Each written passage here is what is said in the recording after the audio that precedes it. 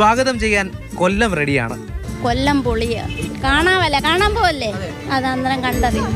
ഉറക്കത്തിന്റെ ആലസ്യമില്ലാതെ നഗരത്തിലെ തിരക്കിന്റെ പുതപ്പ് നീക്കി കൊല്ലത്തിന്റെ സ്വാഗതം. എല്ലാരെയും സ്വീകരിക്കുന്ന ധൈര്യമായിട്ട് കയറിപ്പോരെ.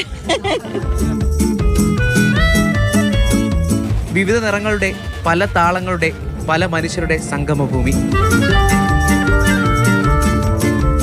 കലയെ താലോലിച്ച് ഉപജില്ലയിലും ജില്ലയിലും കൈവിടാതെ സംസ്ഥാന കലോത്സവത്തിനെത്തിയവരാണ്. 1ഉം 2ഉം സ്ഥാനങ്ങളുണ്ട്.